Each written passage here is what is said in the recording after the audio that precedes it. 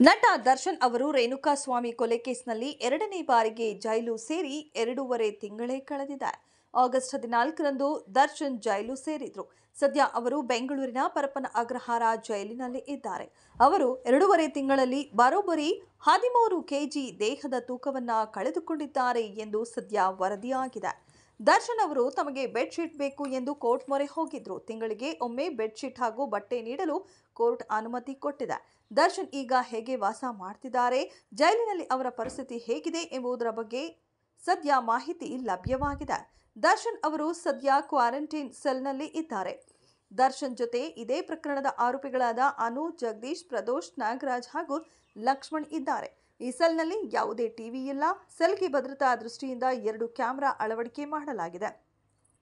ಇನ್ನು ದರ್ಶನ್ ಮುಂಜಾನೆ 4:30ಕ್ಕೆ ಎದ್ದೇಳುತ್ತಾರೆ. ಬೆಳಗ್ಗೆ 6:30ಕ್ಕೆ ಸೆಲ್ಗೆ ಬಂದು ಸಿಬ್ಬಂದಿ ತಪಾಸಣೆ ಮಾಡ್ತಾರೆ. 7:30ಕ್ಕೆ ಬ್ರೇಕ್ಫಾಸ್ಟ್ ಪೂರೈಕೆ ಆಗತ್ತೆ. 11:50ಕ್ಕೆ ಸೆಲ್ ಓಪನ್ ಆದರೆ 1 ಗಂಟೆ ತೆರೆದೇ ಇರುತ್ತೆ. ಮತ್ತೆ 4:30ರಿಂದ 5:30ರವರೆಗೆ ಸೆಲ್ ಓಪನ್ ಆಗಿರುತ್ತೆ. ಇನ್ನು ದರ್ಶನ್ ಅವರು 13 ಕೆಜಿ ದೇಹದ ತೂಕ ಕಳೆದುಕೊಂಡಿದ್ದಾರೆ ಎನ್ನಲಾಗುತ್ತಿದೆ. ಹೊರಗೆ ಇರುವಾಗ ಅವರು ಸರಿಯಾದ ರೀತಿಯಲ್ಲಿ ಡಯಟ್ ಫಾಲೋ ಮಾಡ್ತಿದ್ರು. ಆದರೆ ಜೈಲಿನಲ್ಲಿ ಈ ಯಾವ ವ್ಯವಸ್ಥೆಯೂ ಸಿಗುತ್ತಿಲ್ಲ. ಹೀಗಾಗಿ ಅವರು ದಿನಕ್ಕೆ ಒಮ್ಮೆ ಮಾತ್ರ ಊಟ ಮಾಡ್ತಿದ್ದಾರೆ ಎನ್ನಲಾಗಿದೆ. ಇದರಿಂದ ಅವರ ದೇಹದ ತೂಕದಲ್ಲಿ ಇಳಿಕೆ ಕಂಡಿದೆ. ಇನ್ನು ಬ್ಯಾರಕ್ನಲ್ಲಿ ಕೆಲಸ ಮಾಡುವ 4ವರಿಗೆ ಬಾಡಿ ಕ್ಯಾಮೆರಾ ಅಳವಡಿಕೆ ಮಾಡಲಾಗಿದೆ. ಈ ಸಿಬ್ಬಂದಿ ಶಿಫ್ಟ್ ವೈಸ್ನಲ್ಲಿ ಭದ್ರತೆ ಕೆಲಸ ನಿರ್ವಹಿಸುತ್ತಿದ್ದಾರೆ.